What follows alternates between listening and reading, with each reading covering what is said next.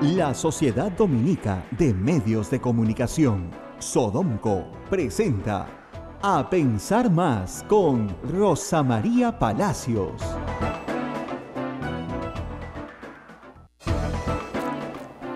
Ocho de la mañana, señoras y señores, muy buenos días.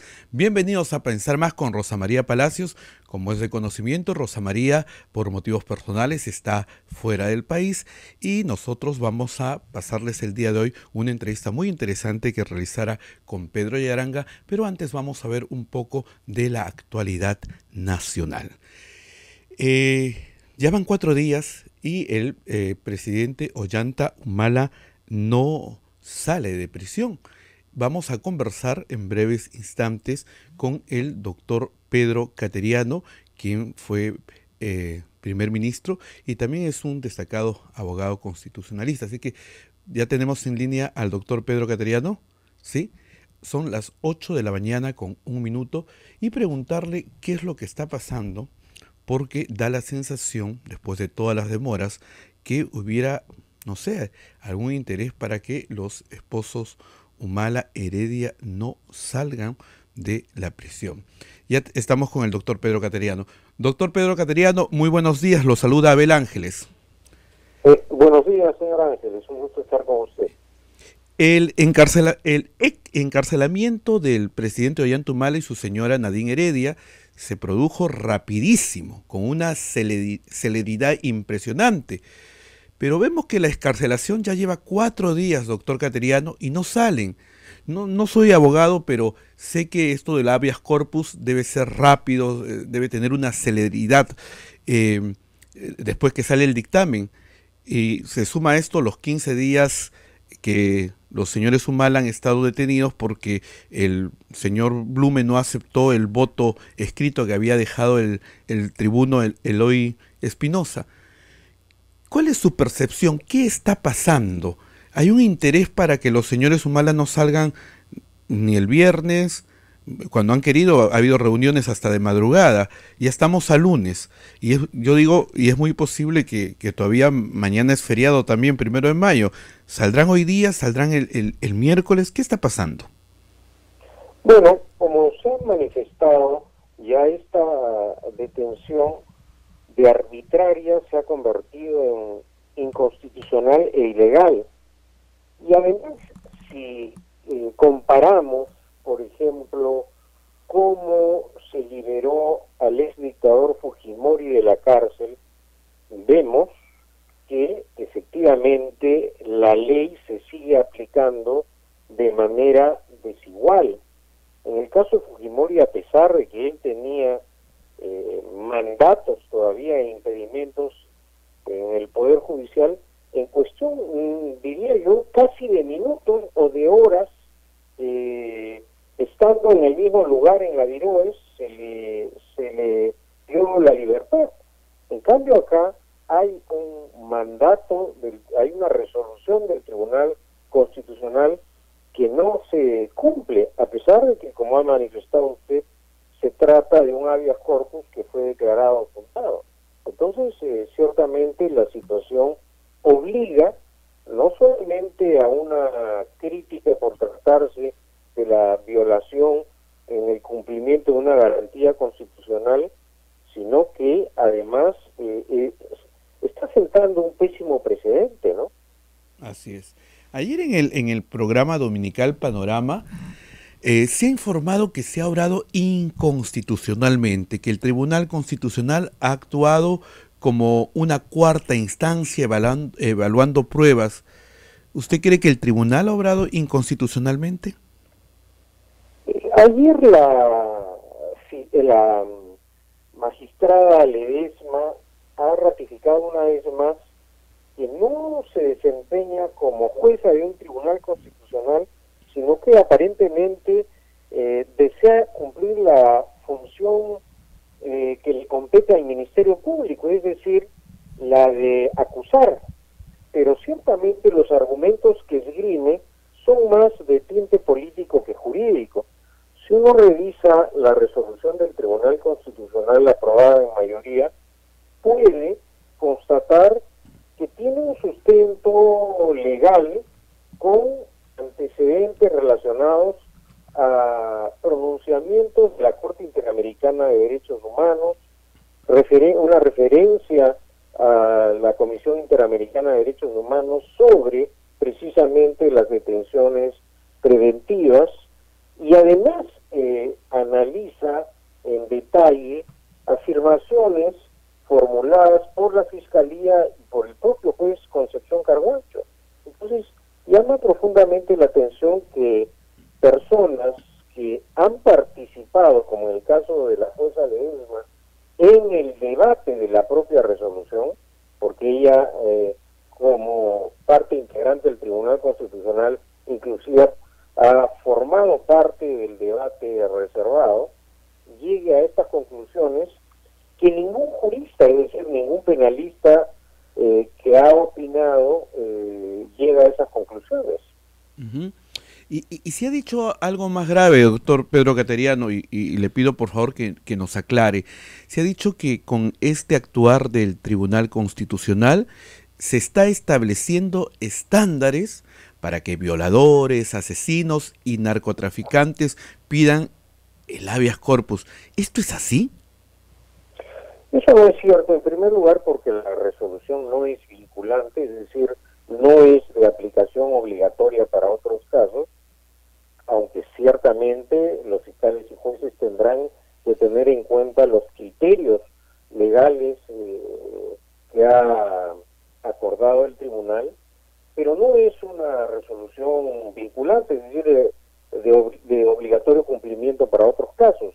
En ese sentido, esa afirmación resulta temeraria para generar un ambiente de desconfianza y de falta de credibilidad ante la actuación del tribunal, y de otro lugar falsa porque no tiene sustento jurídico. Esto está simplemente referido para casos determinados, y lo que dice el tribunal es que la detención preventiva se debe aplicar para casos excepcionales. En aquellas situaciones en donde hay delitos de flagrancia, como por ejemplo este caso tan espantoso que acabamos de ver, en donde se quemó a una dama en un bus, ahí evidentemente hay detención preventiva. Entonces, de lo que se trata es de mezclar hechos jurídicos con y casos notorios con uno político, simplemente por interés político, ¿no? Hay mucho interés político detrás. Si no salen hoy los señores Humala Heredia, ¿cuál debe ser el procedimiento? Escuché que los abogados van a denunciar penalmente por resistencia a la autoridad, a los funcionarios que no acaten esta decisión del tribunal. ¿Esto es el paso a seguir si es que no salieran hoy?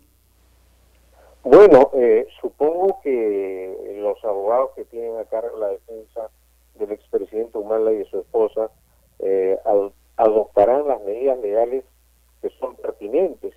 Pero acá llama profundamente la atención el silencio del defensor del pueblo.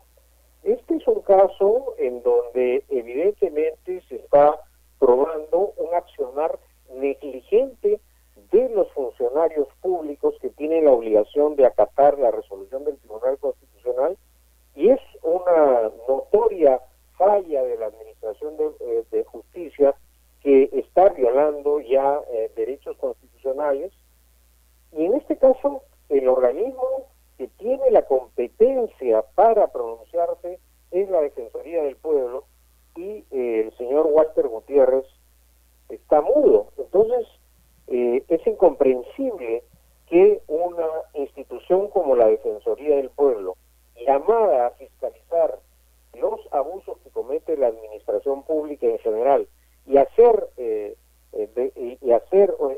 ser un ente defensor de los derechos constitucionales de los peruanos, en esta situación aparentemente por razones políticas estaría guardando este silencio, repito, ¿no? Bueno, preocupante lo que está pasando. ¿Usted cree que salgan hoy día? No lo sé, espero, confío que salgan el día de hoy por ser un acto de justicia, ¿no? Porque ya son 4 días y no pasa absolutamente nada. ¿Usted se ha podido comunicar, doctor Cateriano, con el expresidente o con la señora Heredia? No, no he tenido ninguna comunicación.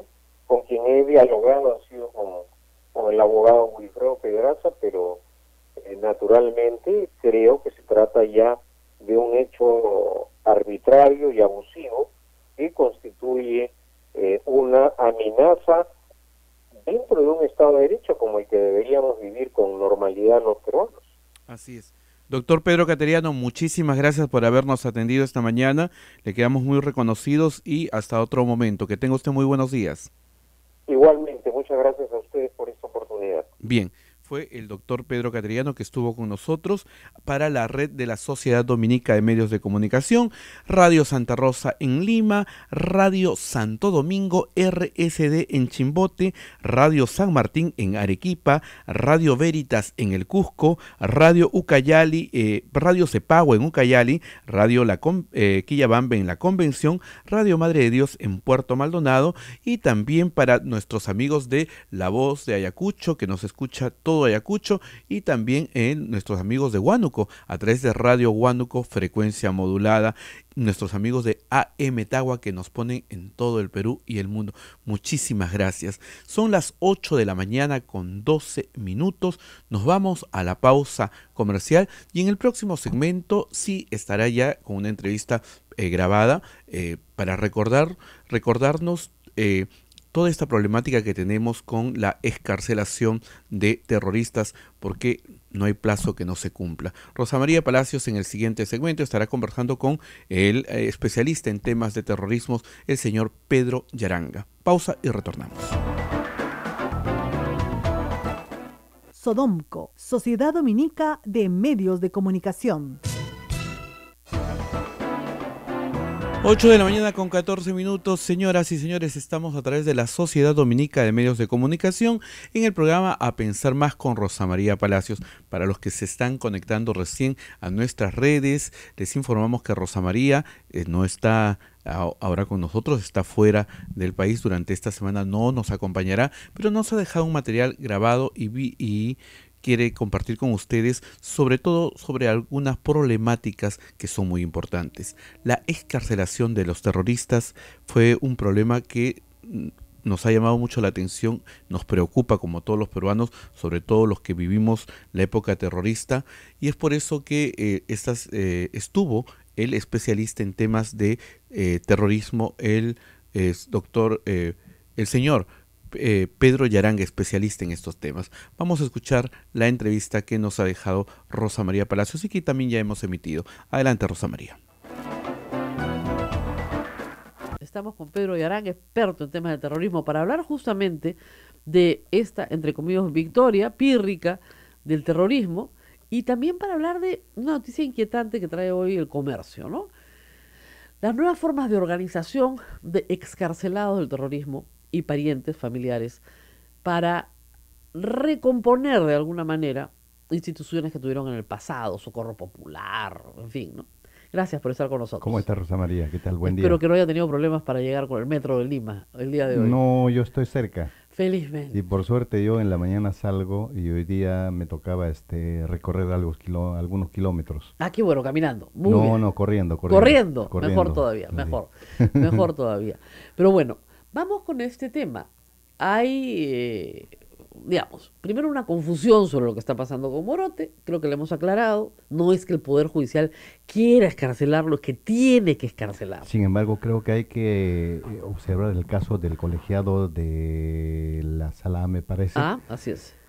Porque ese caso es relativamente un caso reciente, el caso Perseo. Así es. Allí, como se trata de una organización, correspondía directamente detención preventiva y no la detención domiciliaria. Que me parece también ahí tiene la culpa compartida el Ministerio Público y también el Procurador. Debieron haber observado a tiempo, pero me parece que ahí sí existe una falla. Por el caso Perseo. Así es. Ahora, Morote puede decir, perdón, yo estoy en la cárcel. Los del caso Perseo son todos los que no están en la cárcel. Los del caso Perseo son Crespo, ¿no es cierto?, Fajardo. El caso Perseo es la reorganización, ¿no es cierto?, de Sendero Luminoso a través del organismo de fachada. No, Pero ahí, en el caso Perseo, se descubren documentos importantes nuevos de las celdas directamente de Guzmán, de su Exacto. esposa, de los integrantes del comité central, pero también de sus abogados. ¿Dónde tienen responsabilidad los integrantes del comité central en el caso Perseo? Porque ahí es donde se gesta el Movadef. Claro. Y el Movadef se gesta desde la cárcel. Es Eso. decir, la participación directa de Guzmán y los integrantes del comité central. Por lo tanto, también Morote, Margot Liendo Gil tienen responsabilidad política. Claro, pero lo pueden decir y ha sido una gran discusión, por eso está el caso planteado y por eso todavía no hay acusación fiscal.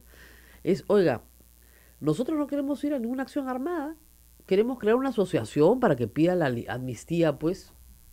¿Cuál es el Pero problema? también Eso no es delito. hay que tener, mira, yo que estoy siguiendo casi relativamente cerca, hace algunos meses encontré un documento de un oficial importante de la DIRCOTE que dialoga con una de las integrantes del comité central, que no es Margot Liendo Gil. Entonces él, con mucha imaginación, le dice: miren, ustedes han perdido la guerra. Dice: efectivamente, usted tiene la razón. Dice: en consecuencia, si ustedes están pidiendo reconciliación, amnistía, ¿por qué no se arrepienten de una vez y firmamos la amnistía, la reconciliación, y entregan las armas y se arrepienten? Y le dice: un momentito, oficial, le dice, las cárceles es para resocializar al reo, pero de ninguna manera es para desideologizar.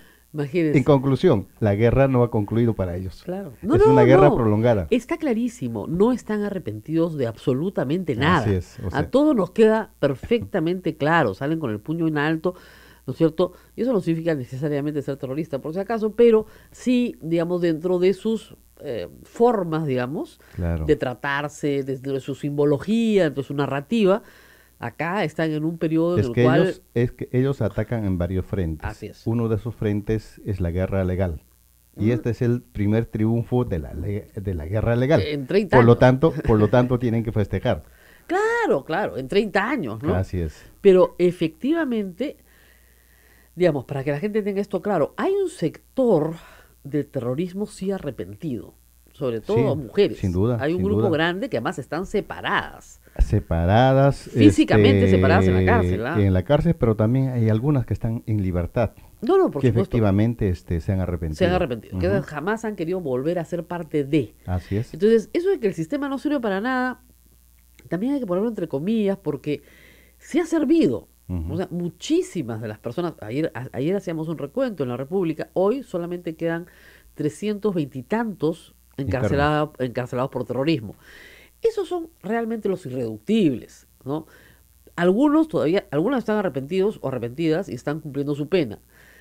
Pero de los que han salido, efectivamente hay un grupo que sí está completamente arrepentido, alejado, no quiere saber nada del tema, siente que perdió su vida, su juventud, lo que sea en la cárcel, por una causa en la cual finalmente hoy ya no cree. Pero sí hay un grupo, ¿no es cierto?, que quiere seguir dirigiendo Guzmán desde la cárcel para que logren una especie de acuerdo de paz, como el que propuso el 92 o 93 a Fujimori, en el cual nos vamos al modelo colombiano, ¿no? Claro, pero también hay que tener en cuenta que 30 años digamos, después siguen pidiendo lo mismo. El antecedente del nacimiento del Movadef, hay que tener en cuenta una cosa. Cuando en el 92, me parece en septiembre, lo presentan contra Reyes Guzmán. Entre otras cosas, él concluye con una cosa importante, ¿no? Dice, creen de que esto es un fracaso, pero sigan creyendo que la revolución continuará con nuevas formas de lucha. Exacto. Después de la detención de Guzmán y su presentación, inician esas nuevas formas de lucha. Exacto. Pero la revolución todavía no ha concluido. Y el principio Claro, elemental para el si- nacimiento. Si me permite un paréntesis para la gente joven que nos está escuchando, como se trata de un líder mesiánico en la locura demencial de los que lo siguen, cualquier frase que él diga se convierte en consigna. Si dice nuevas formas de lucha, entonces nuevas formas de lucha, ¿no? Entonces todos repiten, todos siguen, ¿no? Claro, es que las nuevas formas de lucha después se implementan con programas. Y el nacimiento del Movadef justamente está Enmarcada en ese programa. En esos programas, ¿no? Y sale en dos líneas. Uno para el frente interno, o sea, es trabajo partidario, y el frente externo es lo otro. Yo diría, en pocas palabras, el frente externo es para engañar para engañarnos. Claro. Por ejemplo, esa pretensión de participar en las elecciones cuando el inicio fundamental de Sendero Luminoso está contra las elecciones. Lógico, ¿no? contra toda forma de En gobierno el democrático. 80, digamos en las elecciones del 85, ellos cortaban los dedos de los campesinos que bajaban a sufragar las elecciones. Por en eso en Ayacucho. muchos sitios se prohibió la tinta indeleble. Así es. Como así es. eso no lo saben los jóvenes acá, pero ya la tinta indeleble, que ya no se usa hoy, se usó durante muchas décadas, en Ayacucho simplemente no se usaba. Porque si el pobre campesino una semana después tenía el dedo manchado con tinta, se lo cortaban o lo mataban por votar. Por ser electorero. Así es, electorero, por ir a votar. Entonces imagínense ustedes qué vocación democrática puede este. Ahora, hay que tener una cosa siempre presente. Tienen una lógica marxista.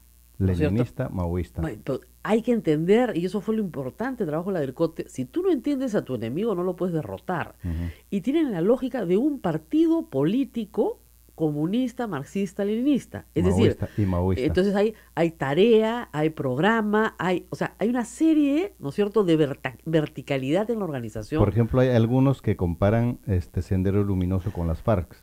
Las FARC No. es más antiguo. Las FARC es marxista-leninista. Exactamente. En Estos cambio, son- Sendero Luminoso es marxista-leninista, principalmente maoísta. Así es, que es otra forma de organización. Y esta organización celular que les fue muy útil, por ejemplo, para cometer atentados terroristas, no es necesariamente la organización de la FARC. No. Entonces, vamos a la pausa y seguimos hablando con Pedro Yaranga sobre lo que le preocupa mucho a la gente, sobre todo a nuestra edad, es qué posibilidades tienen estas personas de hacer daño a la sociedad. Así de claro. Regresamos. Sodomco, Sociedad Dominica de Medios de Comunicación.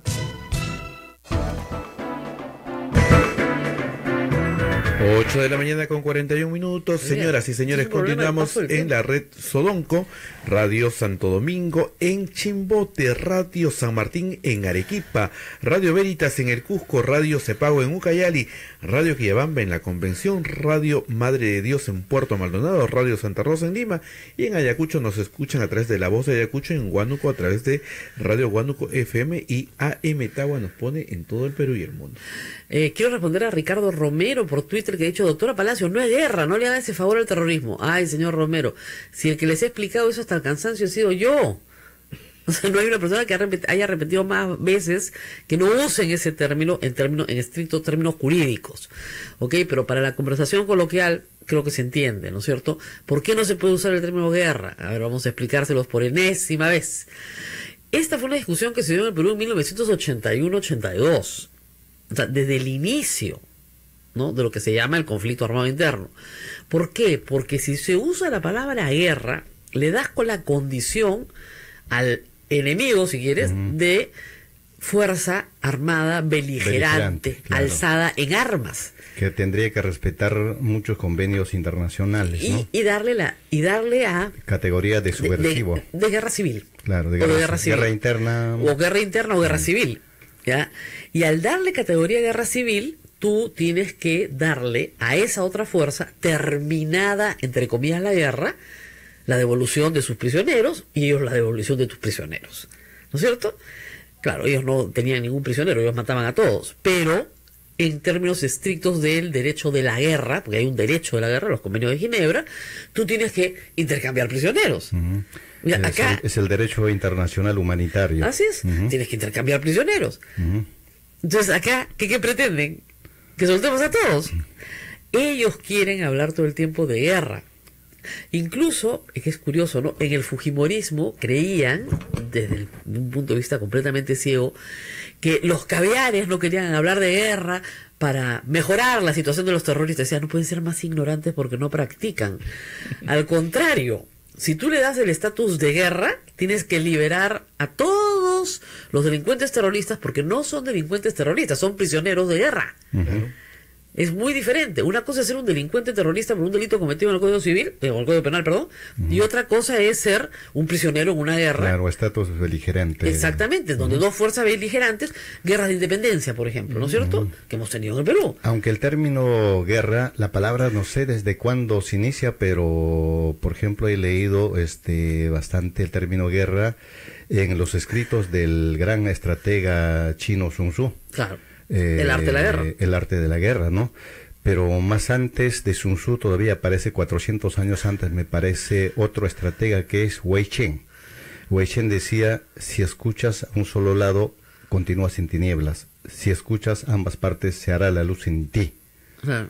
Entonces sí, pues hay que escucharlo todo, y a estos hay que escucharlos para entender qué está pasando en esta locura demencial. Obviamente esto implica, para los jóvenes que nos escuchan, no seguir a esta gente, sino entender cuál es la lógica que hay detrás de toda esta locura. Hay muchos todavía en el Movadef, lamentablemente a veces presentan jóvenes, y da mucha pena, ¿no? Son hijos, son familiares, sí, pero algunos no. Algunos no, pero ellos siempre se han especializado a captar a jóvenes, ¿no? Eso es el problema. Pero no a todos los jóvenes, a los jóvenes que tienen poca formación, ¿no? Exactamente. Entonces, y el común que ellos hacen es lavar la cabeza. Por eso es que antes a Guzmán le decía champú, ¿no? Claro. O le decían champú. En Porque Ayacucho. Claro, él lavaba la cabeza de los estudiantes, de los Claro. docentes, de sus seguidores. Pero también hay que decirlo que en los 80 era la situación totalmente diferente a la situación actual. Así es. Eh, Había mucha más pobreza. No, también las revoluciones mundiales. Claro, Entonces, todavía tenían éxito. por supuesto, Rusia no había ¿no? caído. La novedad era ser revolucionario, todo estudiante soñaba con Claro. avanzar como esos grandes líderes internacionales. Claro. El ejemplo, por ejemplo, de China, que era relativamente reciente. Cuba, al 59 ya había triunfado, aunque para los maoístas, pues Cuba no era una revolución, era social imperialista. Claro. Imagínense. Imagínense, eso ni siquiera era una revolución. Entonces, sí, a lo que voy es que finalmente, digamos, hay que entender el fenómeno, hay que entender lo que pasó. ¿Es una amenaza Sendero para la sociedad peruana hoy? Política, ideológicamente, yo creo que sigue siendo una amenaza, pero en el intento de que ellos tomen el poder a través de las armas, de ninguna manera, ¿no? Así es. Pero, digamos, afectar eso, por ejemplo, en la parte importante para el desarrollo del país, la captación de la inversión, eso sí hace bastante daño. El hecho de que estén presentes ahí en la gran cuenca del Braem, los Quispe Palomino, eso ahuyenta, Claro. ahuyenta la inversión. Claro, pero ahí están desarrollando una actividad ya delincuencial, o sea, son asociados al narcotráfico. Digamos, ahí tengo yo Siempre la discusión, especial porque, mire, Sendero Luminoso jamás hubiera podido existir si es que no tenía apoyo del narcotráfico. Lógico, Jamás. necesita economía, ¿no? Y los grupos subversivos terroristas en el mundo tampoco, no directamente del narcotráfico. Pero de otros crímenes El Medio organizados. Oriente, por ejemplo, es el petróleo. Claro. En la parte de Asia fue el opio. Siempre. Si no es eso, es imposible, porque los secuestros, los asaltos a los bancos, la Claro. presión a los campesinos pobres, No da. No da. No da.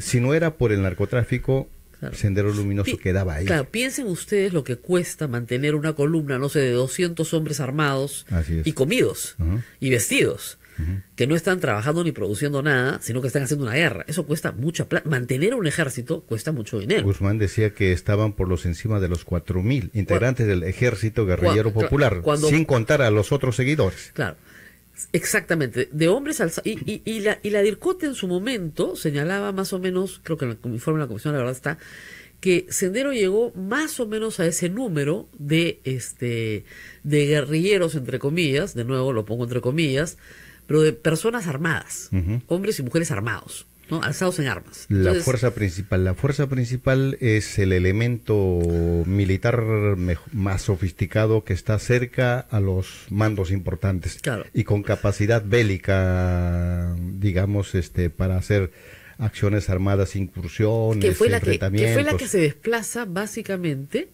en una metodología de guerra de guerrillas en toda la zona de Ayacucho. Pero también hay que decirlo, así en blanco y negro, Sendero nunca se ha enfrentado. Sendero siempre atacó por la espalda. Ah, sí, claro. Emboscadas, exactamente, emboscadas, asesinatos selectivos, selectivos. pero todo por la espalda, nada de frente. Cuando la enfrentaron, siempre la vencían. Los pocos se enfrentan. Hay un relato muy interesante de Gustavo Borriti de una batalla, ¿no es cierto?, en las alturas de Ayacucho, donde llega un batallón policial y los campesinos piden ayuda porque saben que arriba están los senderistas y hay una pequeña batalla, ¿no es cierto?, y se enfrentan y evidentemente las fuerzas del orden y los campesinos unidos ganan, terminan haciendo que los otros huyan o mueran en la batalla. Entonces, cuando se han enfrentado, sí sabían que salían perdiendo, Claro. porque no tenían ni el armamento. O sea, si se enfrentaban en emboscadas era para robar armas, básicamente para eso, porque el ejército tenía muchísimas Pero mejor siempre armas. por traición, Ah, por sí, emboscadas. por ¿no? emboscada. La prueba de que ellos no se enfrentaban directamente es que desde el año 82, me parece desde mediados del año 82, los campesinos, que eran presa fácil de Sendero, empiezan un poco a juntarse y a armarse rudimentariamente tal cual inició Sendero, Claro, con sus y hechizos. se ¿no? enfrentan directamente a Sendero Luminoso. Así es. Años después los desalojan del campo.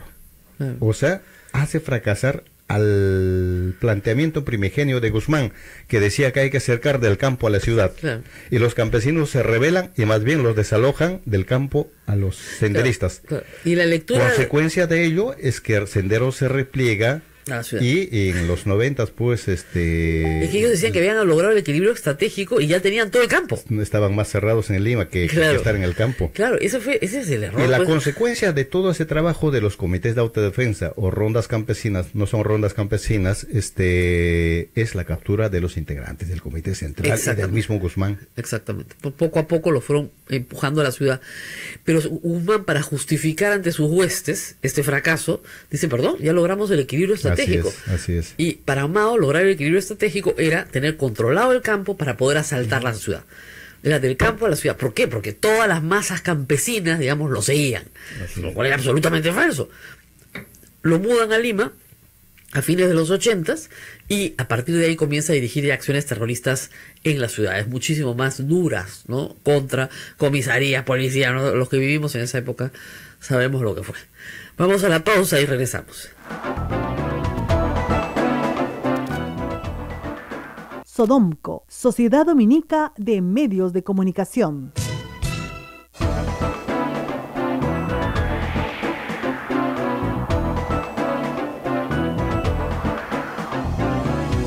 Lista en temas de terrorismo y narcotráfico, don Pedro Yaranga. Rosa María Palacios. José Alejandro Godoy nos dice, la enseñanza crítica sobre este periodo de violencia es clave. Y por experiencia, por el profesor también, los chicos quieren saber más sobre este periodo de la historia. ¿Le ha pasado también? Sí. Yo salgo cotidianamente a dar algunas charlas en las universidades. Por ejemplo, me dio un poquito, digamos, no miedo, pero una cierta desconfianza en el auditorio de la universidad esta que está en Chaclacayo. Ah, la Cantuta. La Cantuta. Hermoso auditorio, Ya. hermoso auditorio, pero felizmente casi la mayoría profesores y hicimos una empatía, ¿no? En la uni también. Entonces, y a veces... Y los chicos quieren saber más. Sí, claro, y las preguntas que hacen es fenomenal. Sí. Y un poco también estoy aprendiendo a ser más didáctico, ¿no? Como para conversar. Que se aprende mucho. Se aprende enseñando, por supuesto que se aprende enseñando. Y hay que explicarle a la gente lo que usted dice que es bien importante. Miren, que Sendero se vuelva a alzar en armas no va a pasar. Es otro mundo. Es otro mundo. Es otro mundo. Es otro mundo desde tantos puntos. Miren, el 80%, a ver, en los 80s, el 60% del pueblo era pobre. Hoy día, la clase media se ha ampliado notablemente. Ujú. Como usted dice, era mucho más fácil que a un joven sin formación se le capte. Hoy día los jóvenes tienen muchísimo, aunque no me crean, muchísimo más contacto con el mundo. Están Está mucho más pegado que a escuchar algún ideólogo, más pegado al celular. Exactamente. Y cuando dictas una clase, entonces tienes que tener mucho cuidado porque dices alguna palabra y te dice, profesor, oiga, eso no es así. No es así. Acá hay un artículo que dice tal cosa. ¿Ok? O Google dice tal cosa, o la Real Academia dice otra cosa. También, claro. Sí, claro. Al toque, tienen su toque. Entonces tienen el mundo más conectado a ellos. Así es. Entonces, engañarlos es mucho más difícil. Ujú. Entonces, no es posible que Sendero Luminoso logre una masa crítica de 4.000 guerrilleros armados ni de casualidad. No tiene los medios, no tiene nada. Pero sí es posible que sigan en su combate ideológico y envejezcan todos, porque tal vez los jóvenes no se dan cuenta, pero estos señores que ustedes ven ahí son para nosotros unos viejitos, porque los hemos visto envejecer en la cárcel. Ujú. Y terminarán también Y así. terminarán sus días en la cárcel. Y yo lo que te conté, pues de esta militante, de esta integrante del Comité Central, Claro. que los penales no es para desideologizar. Claro. Y a estas alturas de mi vida no me permita que me cambie de ideología. Así es. Y no va a cambiar su ideología. No va a cambiar. La mayoría probablemente sí, pero va a haber un grupo de irreductibles que no van a cambiar. Así es. Porque además hay mucho orgullo, ¿no? O sea, es gente que la gente joven, que entró joven, sí siente, sobre todo en el MRTA, por ejemplo, yo siento que ahí hay mucho más arrepentidos. Cuando se escuchaba la entrevista con Peter Cárdenas, por ejemplo, decía, a la mitad de su carcelería más o menos se dio cuenta que había perdido miserablemente su tiempo, su vida, su libertad. Pero también hay que decir que en manejo ideológico es menos que Sendero el MRTA, porque no es maoísta también. Exactamente, no, ellos no son maoístas. Y el MRTA es la guerrilla clásica latinoamericana. Así es. Similar, digamos, al de Cuba. Exactamente, la guerrilla clásica latinoamericana. O las guerrillas centroamericanas, ¿no? Que quieren alzarse, digamos, quieren llegar al poder, como Sandino, como ese tipo, como la FARC. Eran como primos de la FARC, ¿no es cierto? Y guerrillas que hemos tenido en toda Latinoamérica, pero no eran el movimiento maoísta, no tenían ese componente, pues, ¿no? Entonces, hay una... Ahora, chicos, los que nos están escuchando, esto implica que ustedes estudien un poquito, ¿no? Sobre qué cosa es maoísmo, qué cosa es marxismo, ¿no es cierto? ¿Qué cosa es la guerrilla cubana? Yo creo que una cosa importante es que en realidad todos, incluidos los estudiantes, deberían leer por lo menos los informes de la Comisión de la Verdad y Reconciliación, que actualmente ya está en la web. Además, miren, los 10 tomos del informe de la Comisión. Es mucho, no los mate los chicos. No, pero tiene pasos importantes, es decir, dentro de los 10 tomos hay casos específicos. Claro. Por ejemplo, el caso de Tarat, el caso de María Elena Moyano, el caso de la muerte tal, el caso de la muerte de o tal atentado. Exacto. Entonces yo lo que los oriento siempre es, miren, si quieren leer un libro general, lean el tomo 1, que es la parte general, y de ahí vayan a los casos. Por ejemplo, el caso Morote. Sí, ahora estábamos discutiendo en la pausa, una de las cosas que es emblemática del juicio a Morote, que lo juzgan en el 92, lo condenan, perdón, lo atrapan en el 88. A él no lo atrapan con Guzmán, a él lo atrapan 4 años antes. Él venía a la preparatoria del primer plenario, ¿no? Exacto. Entonces, a él lo atrapan en una operación policial, encubierta, muy bien, listo, y su sentencia termina por salir en el año 90. Sí. En esa época los jueces eran más expeditivos, o sea, en 2 años lo juzgaron. El abril del 90. Exactamente. 48 horas después matan al juez. Y hay 2 versiones, ¿no? Ángel Páez sostiene que fue asesinado por MRTA, porque MRTA se atribuye el asesinato del juez, y en la Comisión de Verdad hay algunos que atribuyen el asesinato a Sendero Luminoso. En todo caso, asesinaron al juez. Al que sentenció a Morote. A 25 años. Así es. O sea, su juez fue asesinado. O sea, imagínense ustedes el grado de ferocidad. Por eso es que, digamos, algunos estudiantes de Derecho no entienden la época de los jueces sin rostro, no sé, de los juzgados militares. Mataban a los jueces. Claro, en ese caso, por ejemplo, yo estaba averiguando a cuántos MRTistas ese juez había sentenciado. Todavía no había sentenciado a ningún MRTista. Bueno, estaba por, pues. Estaba por. Ese estaba es el había que sacarlo. Tenía procesos, sí. No, y no solamente eso, ya había sentenciado senderistas, no iba a tener problemas sentenciando MRTistas. O sea, era un juez que no tenía miedo. O sea, mandar a Morote 25, 30 años a la cárcel. Por ejemplo, la presunción de que hayan sido senderistas, yo diría que sí se asemeja un poco más que hayan sido MRTistas, ¿no? Claro. 50-50, digamos. O sea, digamos, ambos grupos querían verlo muerto. Sí, claro. Y a todos los magistrados que veían casos de terrorismo. Exactamente, ¿no? A todos. Y digamos, no es el único magistrado que pierde la vida. Entonces, hay que tener en cuenta también que para magistrados y también fiscales. del fiscales, pero también del Jurado Nacional de Elecciones. Bueno, el padre de el congresista Víctor Andrés García Belaúnde, el doctor Domingo García Rada, tuvo un atentado en su vehículo. Sobrevivió, bueno, con heridas graves, pero sobrevivió y murió años después. Pero fue un atentado directo al presidente del Jurado Nacional de Elecciones porque, como decíamos hace un momento, ellos, obviamente, el sistema democrático, las elecciones, ¿no es cierto?, eran lo peor que podía pasar. Así es. Entonces, ¿cómo inician sus acciones en Sendero Luminoso? Quemando ánforas en Chuchi. La primera acción de Sendero Luminoso es, aparte de colgar perros en el centro de Lima, ¿no es cierto?, con los nombres de los líderes maoístas que habían traicionado a Mao, y nadie entendía nada, ¿no? Los 4 de Shanghái. Claro, la banda de los 4, ¿no? Deng Xiaoping. Entonces tú mirabas y decías, ¿qué es un perro colgado con un cartel, con unas leyendas en chino? ¿Qué miércoles? ¿No? Entonces, claro, era parte de la ideología que querían imponer en el Perú y, lamentablemente, eso hay que decirlo, la policía se demoró en entender por varias razones. 8 años. Primero porque 8 años demoraron para entender quién era Sendero Luminoso. O sea, hay que decir una cosa, lo sacaron del juego muy prematuramente. O sea, en el 83, cuando se permite que el ejército entre a Ayacucho, el ejército tome control, digamos, del orden interno en casi todo el país, porque se declara en emergencia todo el país.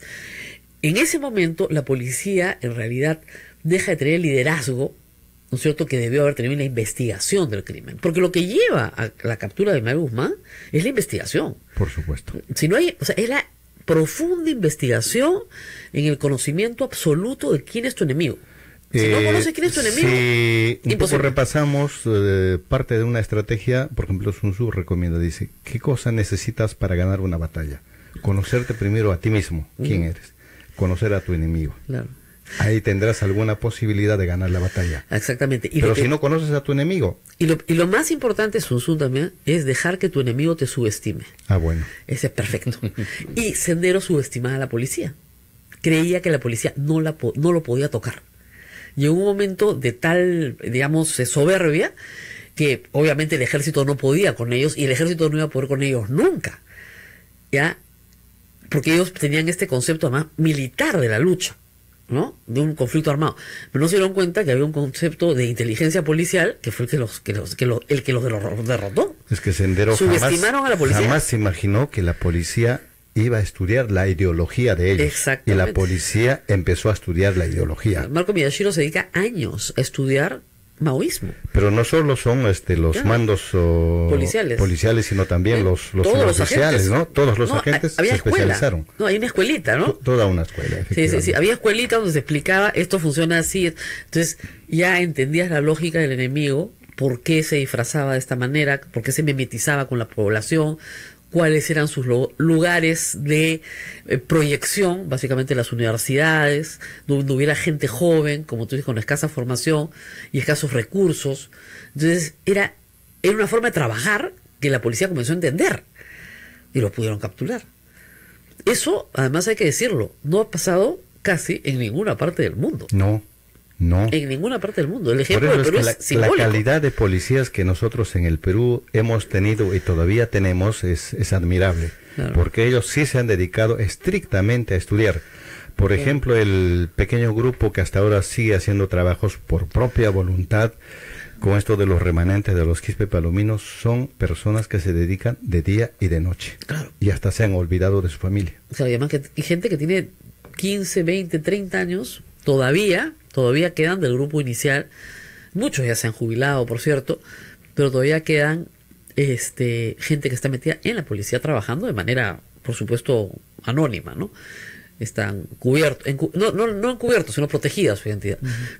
Que tenemos ese bagaje, digamos, de intelectual. Es importantísimo que la policía no lo pierda.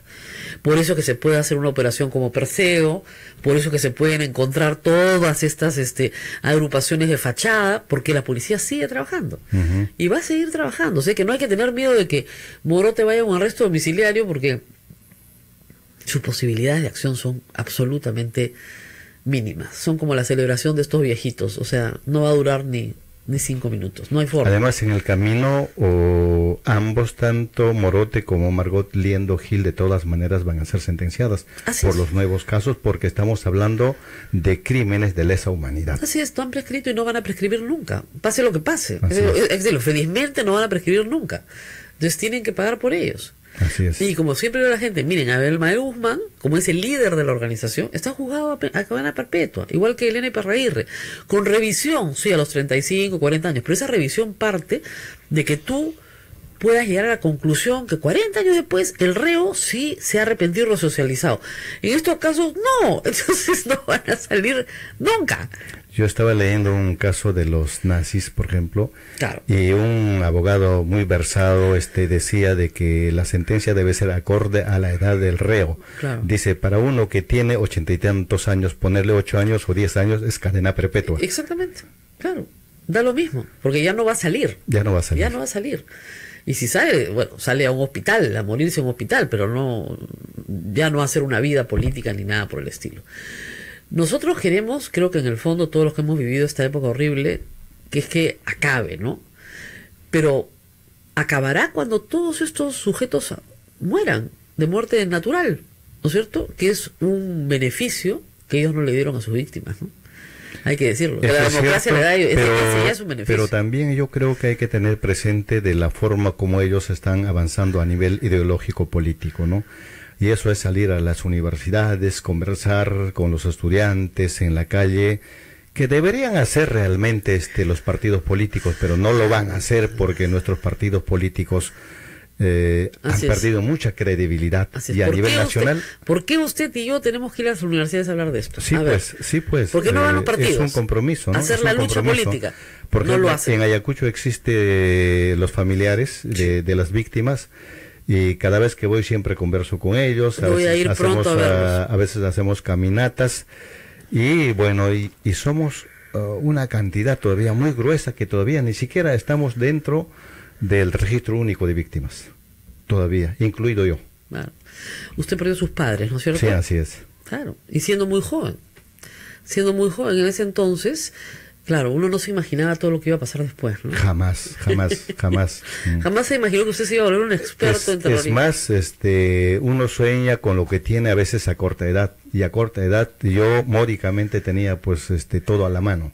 Claro. Propiedades, el campo, que comer que le proveía el campo. Teníamos terrenos, por ejemplo, en la selva, pero de noche a la mañana perdí todo, y salí con ropa encima. Claro. No pudo recuperar esos bienes, ¿no? Jamás. ¿Y se los quedaron quiénes? Bueno, después ingresaron, y bueno, claro. Y las invasiones y las amenazas con armas. Claro. Es una zona pues donde no tiene mayor control. Y para no estar en más problemas, mejor alejarse del todo, ¿no? Así es. Tremendo. Bueno, muchísimas gracias a Pedro Yaranga, siempre es un gusto tenerlo acá, siempre está informado de las cosas que están pasando, como lo está haciendo la Policía Nacional, y tengamos en ese sentido confianza en aquellos que hace 30 años capturaron, 25 años o más ya, capturaron a Ismael Guzmán estudiando al enemigo. Y a todas las personas que nos escuchen, en vez de tener reacciones histéricas, ¿no es cierto?, que la tienen los partidos políticos, rechazamos, salir a decir, ¿saben qué? Tenemos que enseñar más, explicar más. ¿Qué fue lo que pasó? Además, los partidos políticos siempre deberían hacer mea culpa. Mea culpa. Porque primero, porque no están activando a nivel nacional. Producto de ello es que se están masificando estos partidos locales y regionales. Y en las elecciones eso es notorio. Sí. Con, como sabemos bien, el ingrediente del narcotráfico metido adentro. Eso de lleno. Exactamente. Y estas elecciones que se aproximan no va a ser la excepción. No, al contrario, va a ser la agudización. No, sí, claro. El narcotráfico es que, sí, imagínate, el Congreso no solamente no ha endurecido, ¿no es cierto?, las normas de financiamiento político, sino que las ha relajado. Ahora no hay ninguna necesidad de informar durante el proceso, ninguna. Eso lo ha sacado este Congreso. Entonces, estos movimientos regionales que ya no tenían obligación de informar, no tienen ninguna obligación de dar cuenta de nada. Entonces, van a tener, si quieren voluntariamente, que informar. Entonces, ¿de dónde salen las platas para las campañas? De las actividades del crimen organizado. Encima, en lugares importantes se están desactivando los juzgados especializados, y eso es una amenaza. En el caso de Ayacucho estuve revisando, ahora no hay ningún juzgado especializado en narcotráfico, menos Sala. ¿Qué? Y como consecuencia, ¿sabe qué? Están saliendo libres muchos narcotraficantes integrantes de clanes familiares. Bien raro, ¿ah? Eso, Duverlí. Por lo menos ya tengo una documentación bastante condensada. Que Duverlí nos escuche, porque eso no es casual. Y viendo el caso que estamos viendo del congresista Edwin Vergara y su hermano, que parece ser que Edwin no es más que una pieza en un ajedrez mucho más complicado, ¿no es cierto? Edu Vergara, ¿no? De Abancay. Claro, le dicen Edu, pero se llama Edwin, ¿no? Pero no le gusta que le digan Edwin, sino Edu, porque es más blancón, digamos, no ser Edu que ser Edwin. Como dicen, más caché. Más caché. Pero su hermano Fabio, que es, el jefe del INEI en Abancay, gana 2.700 soles por toda la República. Hace años que gana 2.700 soles. Siempre es el jefe del INEI. Su madre enfermera, técnica en enfermería. Tienen pues 27 inmuebles. Es una cantidad de propiedad. Y la respuesta es, nosotros siempre hemos sido ricos, ¿ah? ¿Cuál es el problema? Entonces, si siempre has sido rico, ¿por qué eres el jefe del INEI en Abancay? Explícame. ¿Para ganar 2.700 soles o porque es el apóstol de la informática, ¿no? O de la estadística? ¿Cuál es? Yo trabajé algún tiempo en ENACO siendo jefe, ganaba 3.250 más viáticos y no me abastecía en la zona en que estaba. No me abastecía. Imposible. Porque uno tiene siempre que hacer gastos familiares. Imposible, digamos, sobre todo en esa zona, donde todo es carísimo. No. Bien rarito todo. En fin. Bueno, dicen que la fiscalía va a recoger el equipo de grabación de Moisés Mamani. Lo va a tener que ir a recoger, porque Mamani no lo quiere entregar. Dios mío, es un reloj. ¿Por qué tienen que mandarle un fiscal para recoger un reloj? Mándenle un taxi. Nos vemos mañana. Bien, 8 de la mañana con 58 minutos. Hasta aquí llegó la emisión del programa correspondiente al día de hoy. Muchísimas gracias a todos los que nos han acompañado. El día de mañana, 1 de mayo, no tenemos programa. Nos vamos hasta el día miércoles. Gracias a Radio Santa Rosa en Lima, Radio Santo Domingo en Chimbote, RSD, Radio San Martín en Arequipa, Radio Veritas en el Cusco, Radio Cepagua en Ucayali, Radio Quillabamba en la Convención, Radio Madre de Dios en Puerto Maldonado. Muchísimas gracias también a los amigos que nos escuchan en Ayacucho a través de La Voz de Ayacucho y en Huánuco a través de Radio Huánuco FM. Y a Emetagua, muchísimas gracias también por compartir este programa. Nos vamos hasta el día miércoles, donde Rosa María vuelve con otra interesantísima entrevista grabada, pues esta semana ella no nos acompaña. 8 de la mañana con 59 minutos, que tengan un buen día lunes y mañana que pasen un bonito día, 1 de mayo, Día del Trabajador. Cuídense mucho, permiso. Hasta aquí, A Pensar Más con Rosa María Palacios. Este programa fue producido por la Sociedad Dominica de Medios de Comunicación, Sodomco.